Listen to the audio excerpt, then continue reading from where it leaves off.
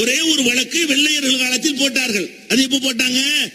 1885 ஆண்டு. 1885 ஆண்டுல வெள்ளக்காரன் காலத்துல ஒரு வழக்கு போடுறார் ஒரு ஆள். அவர் என்ன வழக்கு போடுறாரு தெரியுமா? பாபர் மசூதி எங்களுக்கு உரியது என்று அவர் வழக்கு போடவே இல்லை. பாபர் மசூதி வளாகம் இருக்கிறத, அதை சுத்தி உள்ள 67 ஏக்கர் நிலம் இருக்கிறத, அது எங்களுக்கு சொந்தம் என்று அவர் வழக்கு போடவில்லை. அவர் என்ன வழக்கு போடுறாருன்னு சொன்னா, இந்த பாபர் மசூதியுடைய வளாகத்துக்கு பக்கத்துல ஒரு இடத்துல ராமருடைய ஒரு இடம்னு அவங்க வச்சிருந்தாங்க. அந்த ராமர் இடம்னு சொல்லி அந்த இடத்துல மக்கள் எல்லாம் வந்து வெயில்ல கஷ்டப்படுறாங்க, அந்த இடத்துல நாங்க ஒரு தற்காலிகமா ஒரு கூடாரம் அமைத்துக் கொள்ள வேண்டும், அதற்கு நீதிமன்ற அனுமதி தர வேண்டும் தான் கேட்கிறாங்க. ராமரை சம்பந்தப்படுத்தி போடப்பட்ட வழக்கு என்னன்னு கேட்டா 1885 வெள்ளக்காரங்காலத்தில் போடப்பட்ட வழக்கு. வழக்கு என்ன?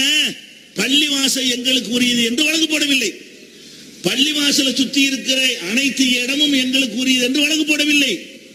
327 சதுர அடி, ஒரு சென்ட் கூட இல்லை, 327 சதுர அடியை காட்டி இந்த இடத்துல ராமருடைய பாதம் இருக்கிறது, அந்த பாதத்தை தரிசிக்க மக்கள்லாம் வர்றாங்க, வர்றவங்க வெயில்ல மழையில நிக்கிறாங்க, இந்த 327 சதுர அடியில நாங்க ஒரு டென்ட் எழுப்பி கொள்ள வேண்டும், நம்ம இடம் அது, நம்ம இடத்துல ஒரு மூலையில கொண்டு போய் ராமர் பாதம் இருக்குன்னு சொல்லி ஒரு செட்டப் பண்ணி ஒரு வழக்கு போடப்படுகிறது.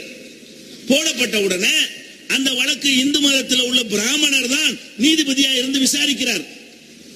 விசாரிச்சு அவர் என்ன தீர்ப்பு சொல்றாருன்னு கேட்டா, தீர்ப்பு வழங்கப்பட்ட நாள் வந்து பிப்ரவரி மாசம் 27ஆம் தேதி 1885 இந்த தீர்ப்பு அளிக்கப்படுகிறது.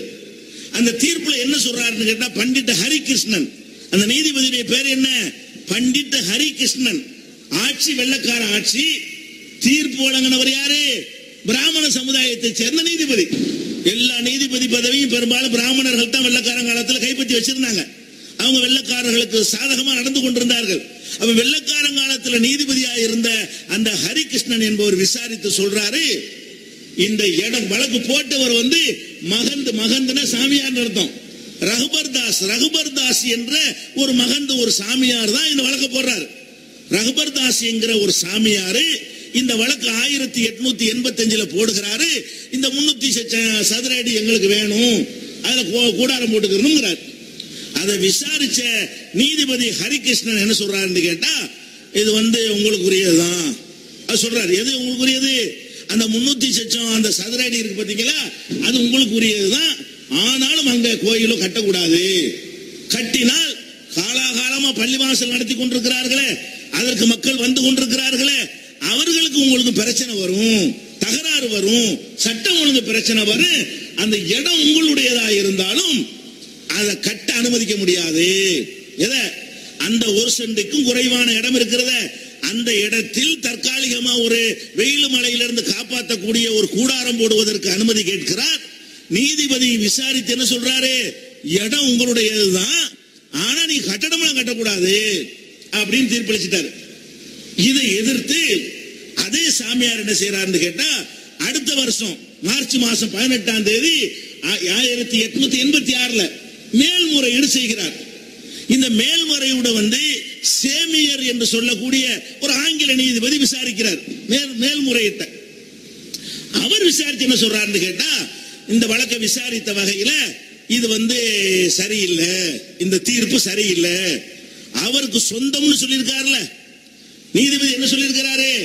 இந்த 300 அந்த ஒரு சென்ட்டுக்கும் குறைவான அந்த இடம் இந்துக்களுக்கு சொந்தம்னு சொன்னார்ல, அதுவும் தப்பு, அது இந்துக்களுக்கு சொந்தம் கிடையாது, அந்த இடத்துல கோயில் கட்டக்கூடாது. முதல் நீதிபதி இடம் உனக்கு தான் சொந்தங்கிறாரு, ஆனா கோயில் கட்டக்கூடாதுங்கிறாரு. இரண்டாவது நீதிபதி என்ன செய்யறாருன்னு கேட்டா, இடமும் உன்னுடையது இல்ல, கோயிலும் கட்டக்கூடாது என்று அவர் அந்த தீர்ப்புல பாதியை ரத்து பண்றாரு, பாதியை ஏற்றுக்கொள்றாரு. கோயில் கட்டக்கூடாதுங்கிறத ஏற்றுக்கொள்றாரு.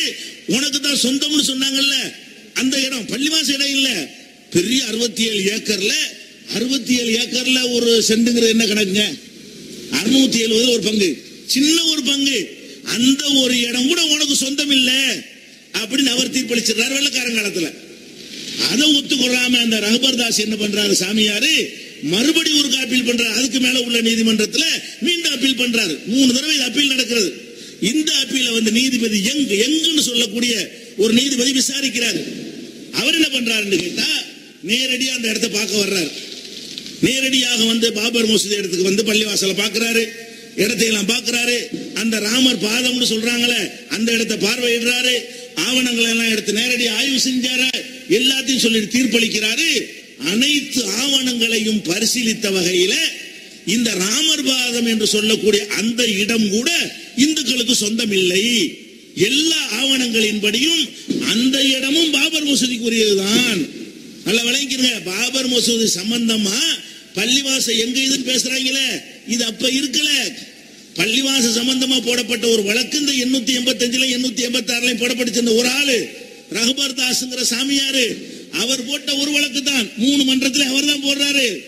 3ஆவதாக உள்ள உயர் நீதிமன்ற தீர்ப்பு என்ன? அது இந்துக்களுக்கு சொந்தம் கிடையாது, அதனால நீ கோயில் கட்டவும் கூடாது அப்படின்னு தெள்ள தெளிவாக வெள்ளையர்கள் காலத்தில் தீர்ப்பளிச்சிடுறாங்க.